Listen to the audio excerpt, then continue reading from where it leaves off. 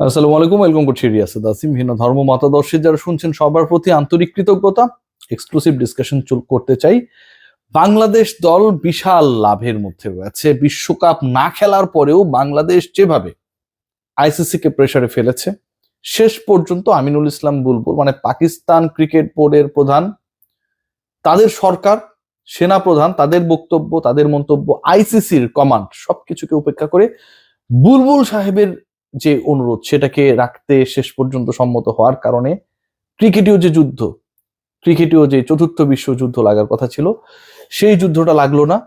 এবং এটার প্রেক্ষাপটে বাংলাদেশ ক্রিকেট বোর্ড যেভাবে প্রফিটেবল হতে যাচ্ছে আপকামিং সিরিজগুলোতে, আপকামিং ফিউচারে, সেই আলোচনা করতে চাই। তার আগে আপনাদের জানিয়ে দিতে চাই, কুল অ্যান্টিপারস্পিরেন্ট ডিওডোরেন্ট স্টিক আপনার ঘামকে কন্ট্রোল করবে, কাপড় দাগ মুক্ত রাখবে এবং আন্ডারআর্ম শুকনো থাকবে 24 আওয়ার্স পর্যন্ত। বাংলাদেশের যে সাফল্য সেটা শুধুমাত্র পরের 24 ঘন্টা পর্যন্ত না, বাংলাদেশের যে সাফল্য সেই সাফল্যটা অসাধারণ, অনবদ্য। কি হয়েছে, কি করেছে? বাংলাদেশ আইসিসির মেগা ইভেন্ট আয়োজন করতে যাচ্ছে এবং সেটা 2031-এ ভারতের সাথে যৌথভাবে যে ওয়ানডে ওয়ার্ল্ড কাপ আয়োজিত হবার কথা, সেই ওয়ানডে বিশ্বকাপের আগেই 28 থেকে 30 সালের মধ্যে। সেই আয়োজনটা কি? বাংলাদেশ কোন বিশাল মেগা ইভেন্ট আয়োজন করতে চাচ্ছে বা যাচ্ছে, যেটা আসলে আয়োজন করার জন্য বা যারা আয়োজক হওয়ার জন্য অনেকগুলো দেশের মধ্যে কারাকারি চলছে। আসলে সেটা কি? এর বাইরে বাংলাদেশের কোনো পানিশমেন্ট হচ্ছে না। ICC টি-20 world cup India Sri Lanka যেটার যৌথ হোস্ট, সেখানটায় বাংলাদেশ যে অংশগ্রহণ করছে না, সেটার জন্য বাংলাদেশের কোনো ধরনের পানিশমেন্ট হবে না, বাংলাদেশের রেভিনিউ কেটে ফেলা হবে না। বিশাল অর্জন, আসলে কি তাই? আলোচনা যখন এই জায়গায় করছি ঠিক তখন কিছুটা হলো বিব্রত হতে হয়। 2028 থেকে 30 সাল পর্যন্ত, 2028 থেকে 30 সাল পর্যন্ত, আবারও বলছি 31-এর আগ পর্যন্ত আইসিসির যে মেগা ইভেন্ট গুলো, মানে 27 পর্যন্ত দেয়া রয়েছে, 31 পর্যন্ত মেজর ইভেন্টের শিডিউল দেয়া রয়েছে, 28 থেকে 30-এর মধ্যে যে সময়টা, যে মাইনর ইভেন্টস গুলোর কথা বলা হয়েছে সেটা হচ্ছে নারী world cup, youth world cup টাইপের কিছু প্রোগ্রাম। বাংলাদেশ দল টি-20 বিশ্বকাপকে বিসর্জন দিয়ে যুব বিশ্বকাপের আয়োজক হবার খুশিতে ব্যাপক আনন্দিত। বাংলাদেশ ক্রিকেট বোর্ড ব্যাপক আনন্দিত। বিশাল অর্জন না? যুব বিশ্বকাপ হবে ভাই বাংলাদেশে। 2028 সালের দিকে বাংলাদেশে যুব বিশ্বকাপ হবে এবং যেই যুব বিশ্বকাপকে কেন্দ্র করে ইন্ডিয়া, অস্ট্রেলিয়া, ইংল্যান্ড, এই যে বড় বড় দেশগুলো রয়েছে, তাদের মধ্যে কোনো কারাকারি নেই। ইন্ডিয়া সবশেষ ইউথ ওয়ার্ল্ড কাপ কবে হয়েছে বলতে পারেন? আন্ডার-19 ওয়ার্ল্ড কাপ সবশেষ যেটা হলো, সূর্যবংশীর সেই ইনিংস ফাইনালে 170+ দেখেছেন নিশ্চয়ই, সেটার আয়োজক হবার প্রস্তাব ছিল সাউথ আফ্রিকার কাছে, আয়োজক হতে রাজি হয় নাই নামিবিয়া, জিম্বাবুয়ে শেষ পর্যন্ত সেটা আয়োজন করে। এমন একটা ইভেন্ট, যে ইভেন্টটা বাংলাদেশ আয়োজন করতে যাচ্ছে এবং যেটার খুশিতে আমরা বগল বাজানো শুরু করে দিয়েছি, সেই ইভেন্টের কোনো ভ্যালু নাই। সেই ইভেন্টকে পেতে কারো মধ্যে কোনো প্রতিদ্বন্দ্বিতা নেই। যারা পায় তারা করতে চায় না।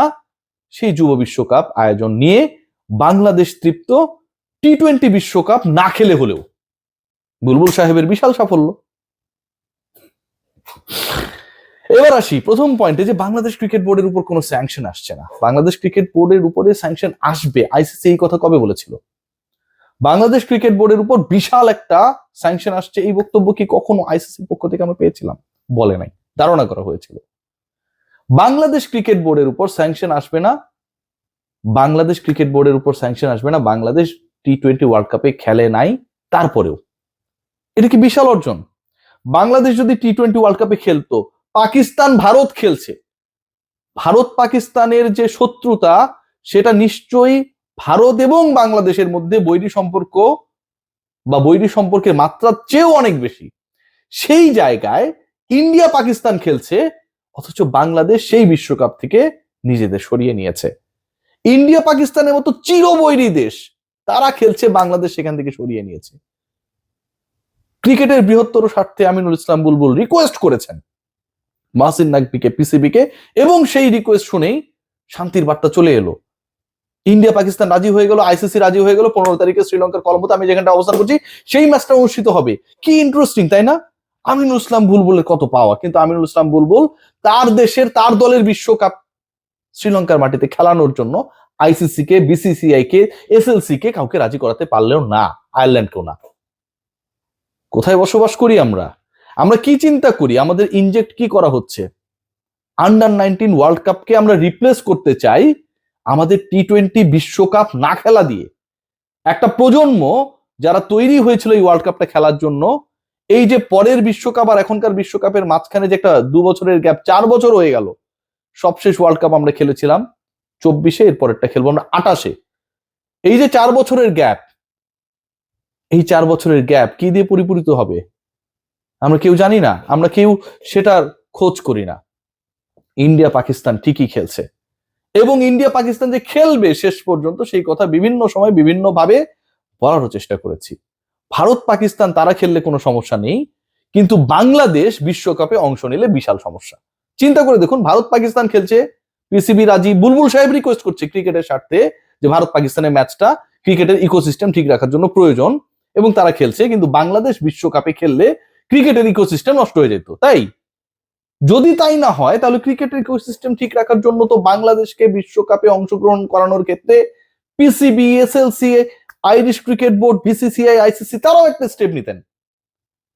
আপনি আপনার দলের বিশ্বকাপকে বিসর্জন দিয়েছেন। আপনি যেই ক্রিকেটটা খেলতে চান, যেই ক্রিকেটারদের খেলতে দেখতে চায় দেশের মানুষ, সেই ক্রিকেটারদেরকে আপনি খেলার সুযোগ করে দেন নাই, অথবা সেই ক্রিকেটাররা খেলবে কি খেলবে না সেই জায়গায় নেগেটিভ ডিসিশন দিয়েছেন। আপনি আবার বলছেন ক্রিকেটের ইকোসিস্টেম ঠিক রাখার জন্য ইন্ডিয়া পাকিস্তানে খেলা দরকার। পৃথিবীর কেউ কি বিশ্বাস করবে ভারত বাংলাদেশের মধ্যে শত্রুতা যতটা, সেই শত্রুতার মাত্রা ভারত এবং পাকিস্তানের মধ্যে, বাংলাদেশ এবং ভারতের মধ্যে যতটুকু শত্রুতা তার থেকে কম? নিশ্চয়ই না। যুদ্ধ বিমান দিয়ে যুদ্ধ করতেছে ওরা, কয়দিন পর পর গ্যাঞ্জাম লাগে। তারা এত বড় শত্রু হবার পরও তারা নিজেরা ঠিকই নিজের টুকু বুঝে নিয়েছে, এবং তারা খেলতে রাজি বুলবুলের রিকোয়েস্টে, বুলবুল সাহেবের রিকোয়েস্টে। আর আমরা বিশ্বকাপটাই খেললাম না। বাংলাদেশে ক্রিকেট কোন পথে যাচ্ছে? যুব বিশ্বকাপ আয়োজনকে আমরা বিশাল স্তুতির কারণ হিসেবে দেখি। বাংলাদেশের যুব বিশ্বকাপ যখন আয়োজিত হবে 2028-এর কথাও যদি ধরি, সেই সময়টা তো যে টাইমিংটা ধরা হচ্ছে বা যে টাইমিংটা expected, that is the timing much more related ও relevant to the BPL. Bangladesh Premier লিগের টাইমে আপনি কিভাবে ভেন্যু অ্যাকোমোডেট করবেন? হয় আপনাকে বিপিএল পিছিয়ে দিতে হবে, অথবা আপনাকে সরে আসতে হবে হোস্ট করা থেকে। এবং একই সাথে বাংলাদেশের ওয়ান ডে ক্রিকেটের যে শিডিউল, টি-20 ক্রিকেটের যে শিডিউল, মানে ইন্টারন্যাশনাল শিডিউলের কথা বলছি, যখন আপনি এরকম একটা টুর্নামেন্ট আয়োজন করবেন, নিশ্চয়ই একটা ভেন্যুতে আপনি করবেন না, সেই পার্টিকুলার শিডিউল থেকে আপনাকে সরে আসতে হবে। আজকে বাংলাদেশ যদি এতই গুরুত্বপূর্ণ হতো, সব বাদ দেন, বিশ্বকাপ সব বাদ দিলাম, everything is not important right now to discuss, সবকিছু বাদ দিয়ে দিলাম, ইন্ডিয়া যে বাংলাদেশে আসলো না, এই ব্যাপারে কোনো সমাধান করতে পেরেছেন? পাকিস্তান ইন্ডিয়ার সাথে খেলবে, ইন্ডিয়া পাকিস্তানের সাথে খেলবে, শ্রীলঙ্কার মাটিতে খেলা হবে। বুলবুল ভাই রিকোয়েস্ট করেছে, এটা সবাই মেনে নিয়েছে, ওনার রিকোয়েস্টের কারণেই শেষ পর্যন্ত এই খেলাটা হচ্ছে, সব ওকে। তো ভারত যে বাংলাদেশের মাটিতে এসে খেলবে না, এইটা কোনো ভাই নিশ্চিত করতে পারলো না। যুব বিশ্বকাপকে রিপ্লেস করা হচ্ছে টি-20 বিশ্বকাপ বিসর্জনের সাথে। আদৌ এটা কি লজিক্যাল? ডেফিনেটলি না। সবাই ভালো থাকবে।